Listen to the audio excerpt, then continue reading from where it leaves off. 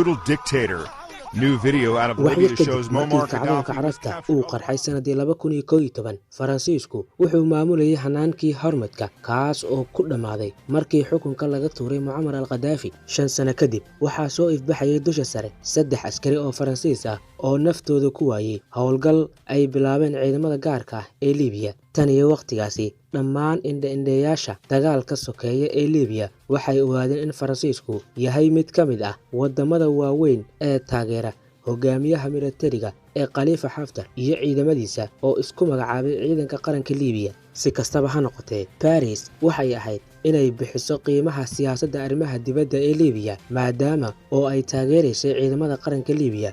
waxay noqotay mid go'doon ah oo ku dhex jirta ururka heshiiska waqooyiga Atlanta ee NATO iyo xubnaha midowga Yurub ee xukumayay arrinta Liibiya marka laga reebo Gariiga oo inta badan u taagan aragtida dagaalka sokeeye ee Liibiya Faransiiska ayaa ah midka kaliya ee ka dhex jira NATO iyo midowga Yurub ee taageera ciidamada bariga Liibiya ee ka soo horjeeda dowladda dib u heshiisiinta qaran ee qaramada midoobay oo ay taageerayaan Turkiga falalka Faransiiska ee Liibiya waxay kor u qaadeen dhibaatooyin aad u waaweyn iyadoo oo ay laba ka mid ah saraakiisha sare ee NATO Talyaaniga iyo Turkiga gaar ahaan kuwa dambe Talyaaniga wuxuu danaynayaa danihiisa gaarka ah ee Liibiya kuwaas oo si toos ah uga hor imaanaya ajendaha Faransiiska dhammaan xubnaha midowga Yurub Talyaaniga waxa uu si adag uga hor yimid siyaasadda ciidamada qaranka ee taabacsan Liibiya iyadoo oo la siinayo saameynta liidata ee dadaalada Haftar ee ah xoreynta Liibiya gabi ahaanba taas oo u adeegsanayo xoogag arxan daran mid ka mid ah qodobada ugu muhiimsan ee ku xalinayo mowqifka Talyaaniga ee Liibiya waa danaha Roma ee xadidaya imaatinka soo galootiga iyo qaxootiga ka imaanaya Afrika si taasi loo gaadho Talyaanigu waxa uu doonayaa inuu xoojiyo xabad joojin ka jirta Liibiya taas oo u baahan inay la shaqeeyaan dhammaan dhinacyada iyo inaanay taageerin weerarka ciidamada qaranka Liibiya ee looga gol leeyahay in lagu kiciyo dowladda ay qaramada midoobay aqoonsatay ee Tripoli dad badan oo Talyaani ah ayaa rumaysan in Faransiisku uu ku mashquulsan yahay ka qayb qaadashada doorka liita ee Liibiya waxaa waajib ah in Talyaanigu uu qaado qorshihiisa dhowr siyaabood oo ay ka mid yihiin caqabadaha iyo culayska martigelinta qaxooti badan Turkiga ayaa ah kuwa aad uga careysiiyay Faransiiska siyaasadooda ku aadan Liibiya iyada oo ah damaanad qaadka kaliya ee badbaadinta dowladnimada iyo dib u heshiisiinta qaran iyada oo loo marayo fargelinta militariga tooska ah Turkiga waa tan ugu weyn ee ay xulafada banaanka ka tahay dowladda dib u heshiisiinta qaran hadalka Faransiiska ee ka dhanka ah Turkiga taas oo Paris ku cambaaraysay Ankara inay ku xadgudubtay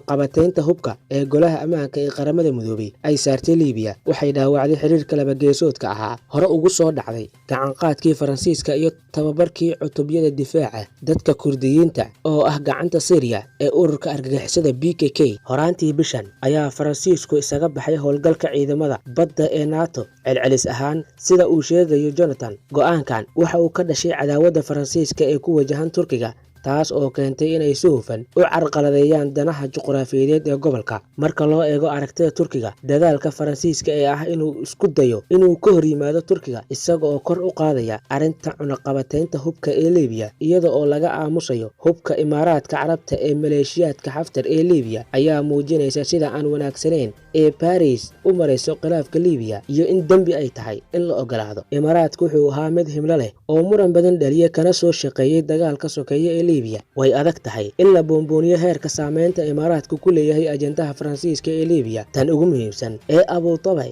wuxuu saameyn ku yeeshay istiraatiijiyadda Faransiiska ee ku wajahan Liibiya oo aad uga badan caasimadda Yurub oraahda Imaaraadka wuxuu ku maamulayaa siyaasadda Faransiiska ee Liibiya waxay ahayd qaabkii Jaliil al-Hashawi oo ka tirsan macahadka Kingigal oo ku tilmaamay saameyntani horaantii bishan dhamaadkii sanadkii hore al-Hashari oo ah qabiir caan ah oo ku takhasusay arrimaha Liibiya ayaa xaqiijiyay in Faransiisku u adeegsaday muruqyadooda diblomaasiyadeed si loo hubiyo in qofna dhaleecaynin howlgalka Imaaraat ee Liibiya ee Masubar oo ka tirsan macahadka Khaliijka Carabta ee Washington ayaa iyana ka hadashay saameynta Macron ee sii xoojinaysa xiriirka Imaaraat Faransiiska tan iyo markii madaxweynaha Faransiiska ee hadda xilka la wareegay Macron waxa uu la yimid tayo gaar ah oo raali gelinaysa hogaamiyaal badan oo Khaliijka ah Macron wuxuu hormariyay aragtida ku saleysan xukunka Haftar ee Liibiya ee saameynta nidaamka siyaasadeed oo saaxiibtinimo Faransiisku la leeyahay waddanka oo dhan. Si kastaba ha noqotee, iyada oo ay sabab u tahay taageerada Turkiga ee loogu talagalay dowladda xisaabaadka qaran oo sii laba jibaaraysa dabayaaqadii sanadkii 2019 iyo horaantii sanadka 2020, qaabka la taliyayaasha militariga Xaftar ayaa dib uga noqday, taas oo ka dhigtay aragtida Faransiiska mid aan macquul ahayn. Ma cadda sida Faransiisku u waafajin doono siyaasadiisa arrimaha dibadda ee ku wajahan Liibiya si ay ugu habboonaato xaqiiqda. Dhowr su'aalood oo muhiim ah ayaa laga jawaabayaa taageerayaasha dibadda ee Xaftar, sida Faransiiska ma isku dayi doonaa inay ku cadaadiyaan amiirka dagaal inuu ka dego hoggaanka axdiga awoodda bariga. Saaxiibada shisheeye ee Xaftar miyay cadaadin doonaan halka ay macaamiishooda Liibiya ku sii hayn karaan maamulka bariga Liibiya qaybteeda ah, ha noqoto mid rasmi ah ama rasmi ahayn. Dadka siyaasadda dejiya ee ku nool Paris waxay rumaysan yihiin in mustaqbalka iskaashiga Faransiiska uu la leeyahay Imaaraadka dhammaan qaaradda Afrika ay wajahayaan khatar aad u weyn, sidaa darteedna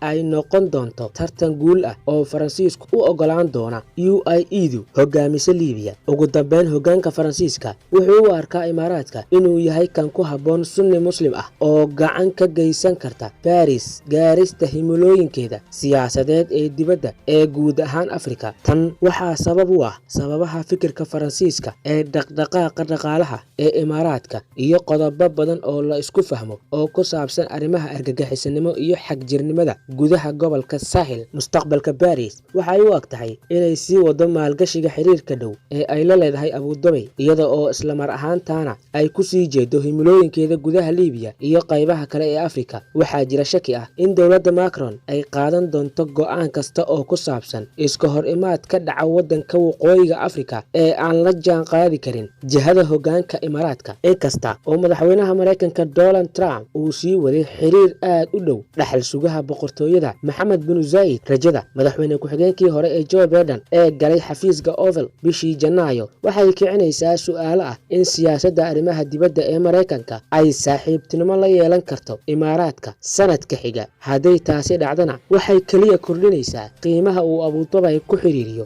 cilaaqaadka uu la leeyahay Faransiiska, kaas oo Imaaraadku ku siisay saameynta weyn xiriirka ay la leedahay Mareykanka.